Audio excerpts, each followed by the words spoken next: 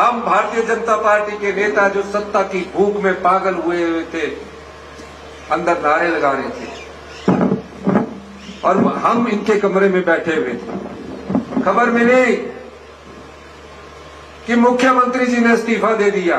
ना मुझे जानकारी, ना खनीज, तरह तरह की अफवाह फैलाएगी।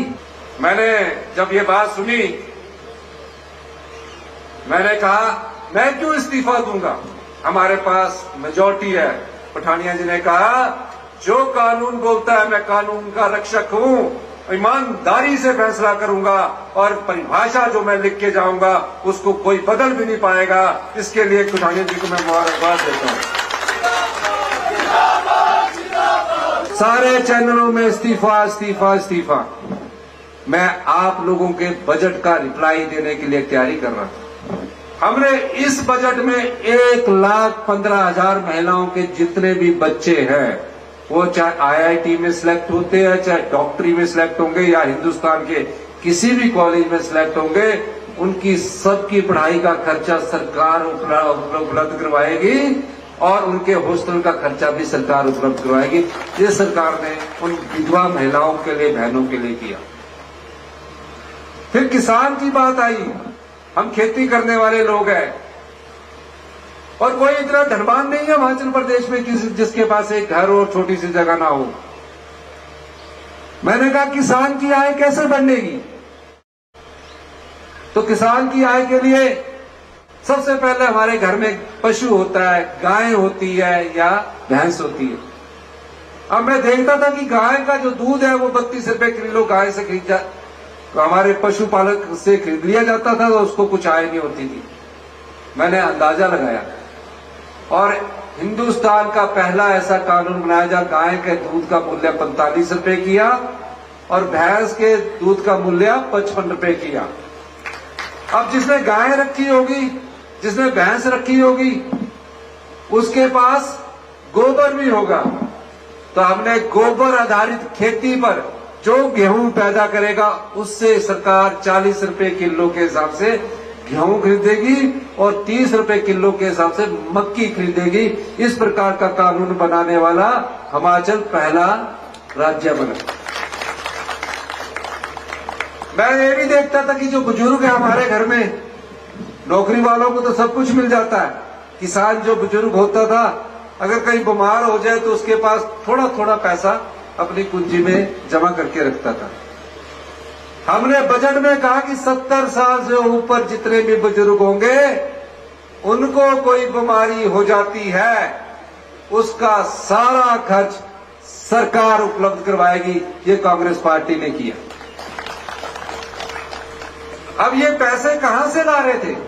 ये पैसे उन चोर दरवाजों को बंद करके ला रहे थे जो आपका धन पिछले दरवाजे से लूट रहे थे। ये अभी बजट पास होना, उसमें ये योजनाएं थी,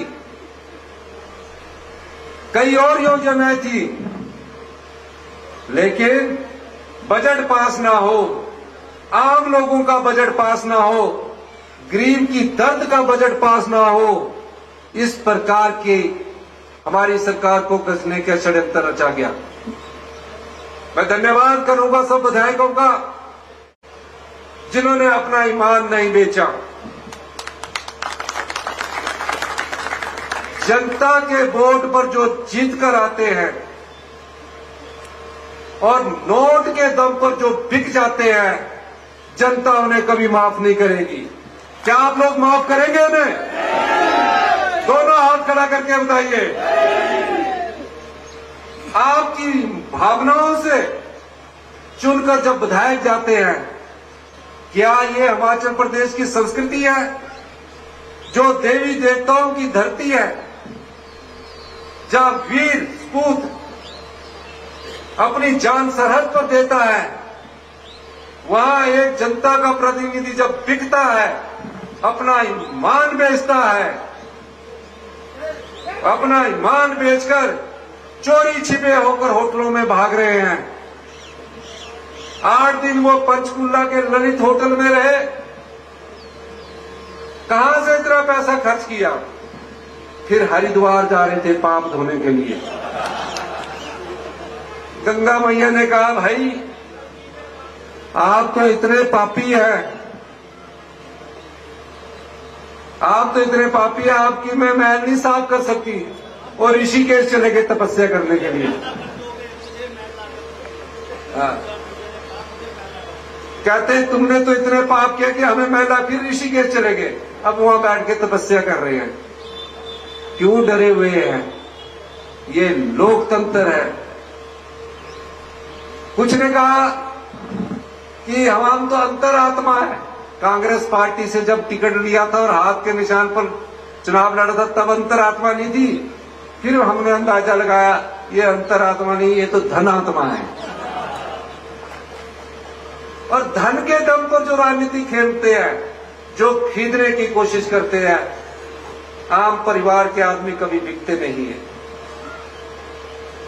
और मैं आज दावे के साथ कह सकता हूं, हमारी सरकार 5 साल चलेगी। आप लोगों की सरकार है।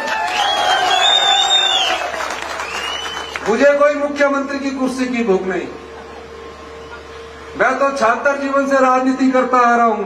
एनएसयू की बेटियां बैठी है, यहां से मैंने अपना राजनीतिक जीवन शुरू किया।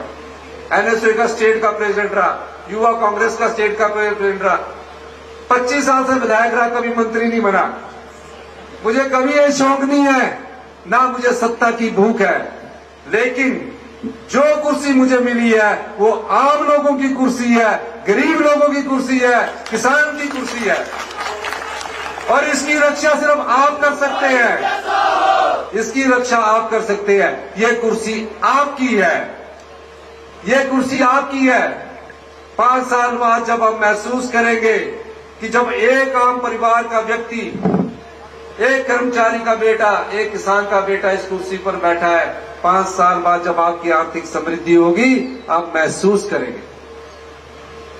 हम पैसे का सदुपयोग कर रहे हैं, उन चोर रास्तों को बंद करने की कोशिश कर रहे हैं, जो चोर रास्ता आपके धन को अपने लिए प्रयोग में ला रहा है।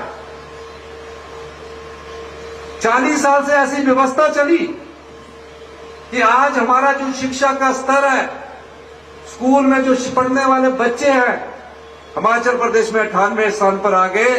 दूसरी का बच्चा 5वीं की किताब नहीं पढ़ पाता। इस प्रकार की शिक्षा नीति देख रहे हैं। हमने उसमें परिवर्तन किया। हमारे टीचर पढ़े लिखे हैं, टेस्ट के माध्यम से आते हैं। हमने कहा ये जो 2 महीने बाद आपका एकेडमिक सेशन शुरू होने जा रहा है, इसमें पहली कक्षा से इंग्लिश मीडियम में पढ़ाई शुरू कर दी जाएगी। आपको ड्रेस चुनने का भी खुद ही मौका दे दिया जाएगा, ताकि उनके मन में ये कमी ना रहे कि आत्मविश्वास की कमी ना रहे। मैं तो खुद गवर्नमेंट स्कूल से पढ़ा हूं, आम स्कूल से पढ़ा हूं, कॉलेज गया, यूनिवर्सिटी गया। मैंने कभी सोचा भी नहीं था कि कभी मैं मुख्यमंत्री की कुर्सी पर पहुंचूंगा। हम तो संघर्ष की राजनीति करते रहे, लेकिन जब आज मौका मिला है तो समाज के अंतिम व्यक्ति तक पहुंचने का हमारी सरकार का ध्येय है। इसीलिए मैं आज आपसे कहने आया हूं, जो पाप उन लोगों ने किया है।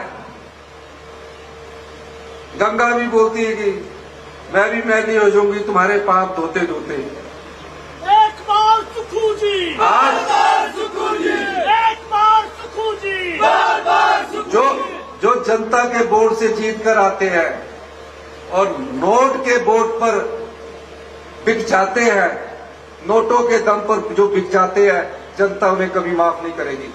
ये लोकतंत्र की हत्या करने की जो भी लोग कोशिश करते हैं और जो सत्ता की भूख में किसी भी प्रकार का कृत्य करने की कोशिश करते हैं, जनता उन्हें कभी भूलेगी नहीं। मैं आप लोगों से एक अनुरोध करने आया हूं, क्या आप इस आने वाले चुनाव में, लोकसभा के जो चुनाव होंगे, उसमें जो बिकाऊ माल है और जो खरीदने वाली भारतीय जनता पार्टी है, उसके खिलाफ एक आंदोलन के रूप में खड़े होंगे कि नहीं होंगे? सारे हाथ खड़े करके बताओ, जोर से हाथ खड़े करके बताओ। ये बिकाऊ राजनीति नहीं चलेगी हिमाचल में। राजनीति में भी शुचिता लानी पड़ेगी। ये भ्रष्टाचार के चोर दरवाजे हमें बंद करने पड़ेंगे। और जब भ्रष्टाचार के चोर दरवाजे बंद हुए तो मैं आपको बताना चाहता हूं कि हमने 2200 करोड़ रुपए का राजस्व आपके लिए कमा के रखा, आपके लिए। और उस 2200 करोड़ में जहां हमने 4% डीए की किस्त दी, ये जो बेचारे डाइट मनी वाले पुलिस वाले खड़े रहते 210 रुपए मिलते थे, हमने 5 गुना बढ़ाकर 1000 किया। और उस 2200 करोड़ में जो बेटी या हमारी 18 साल की उम्र पार कर चुकी है, 18 साल की उम्र जो बेटी पार कर चुकी है, और जब तक उसका जीवन रहेगा, जब तक उसमें अंतिम सांस रहेगी 80 साल 90 साल तक, ये सरकार हर महीने उसे 1500 रुपए देगी और साल का 18,000 रुपए देगी। ये क्यों हुआ? ये क्यों हुआ? क्योंकि जो भ्रष्टाचार के चोर दरवाजे थे उनको हमने बंद किया और राजस्व कमाया। आपका पैसा आपने बांटा है, जनता का पैसा जनता में बांटना चाहते हैं हम। आम आदमी का पैसा आम आदमी में बांटना चाहते हैं हम भ्रष्टाचार के सभी दरवाजों को बंद करेंगे और जो बिकने वाले विधायक है उनका रास्ता रोकने का काम आप जनता करेगी। ये मैं आपसे चाहता हूं, क्या आप ये काम करोगे? और मैं ये भी कह सकता हूं कि आने वाले 5 साल में, जैसे कि हमें कुलदीप ठाणे जी ने कहा है, आने वाले 5 साल में हम हिमाचल को आत्मनिर्भर बनाएंगे 2027 तक, 2032 तक। आप गौरव महसूस करेंगे, गर्व से कहेंगे कि हिंदुस्तान का सबसे समृद्धशाली और अमीर राज्य हिमाचल प्रदेश होगा। ये आपको गौरव होगा।